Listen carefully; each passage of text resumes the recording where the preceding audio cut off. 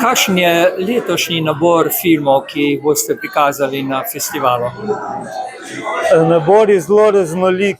Imamo kratke filme, imamo dolge filme, se pravi celovečerce, imamo tudi žanrsko zelo različne, nekateri so igrani, nekateri so dokumentarni, imamo tudi eksperimentalne filme, imamo animirane filme, pa imamo tudi plesne filme.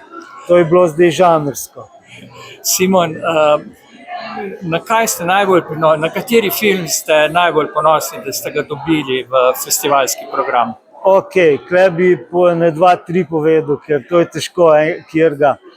Zelo ponosni smo na celovečerni film Made in EU, se pravi narejen v Evropski uniji, režiserja Stefana Kamandareva.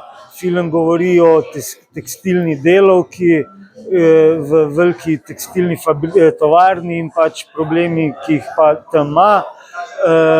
Drug sklop filmov so študentski filmi, ker jih imamo kar precej iz Nemčije in pa seveda tudi iz Slovenije, ZAGRFT in ZALUO. Hkrati smo pa ponosni na sklop filmov pod sklopom Bilo je nekoč.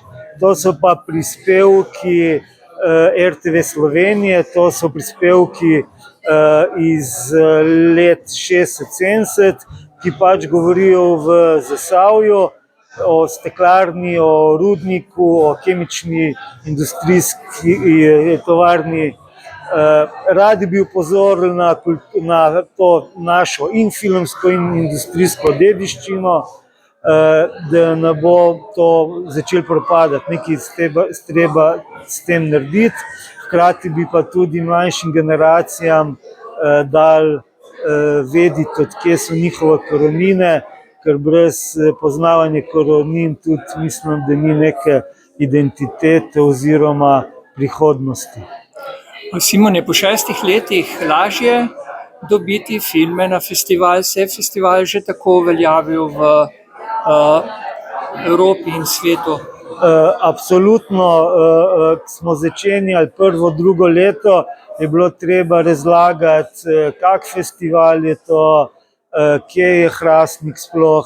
Zdaj, zadnje 2-3 leti je pa že tako, da smo že toliko poznani, da že avtorji kar sami, mislim, veliko filmov tudi se pogleda, pa se jih zbere, par filmov je pa tudi takih, da avtorji sami nas kontaktirajo, pošljajo meni ali pa komu drugu, da so ustvarjalci filmov, ki imajo delavsko tematiko in če bi jih lahko prikazali. Seveda, jaz velikokrat rečem, pošljite, bomo pogledali, ker ni pomembna samo tematika, ampak tudi neka likovna vrednota, neka estetika, nekaj več, ne samo tema delavstva.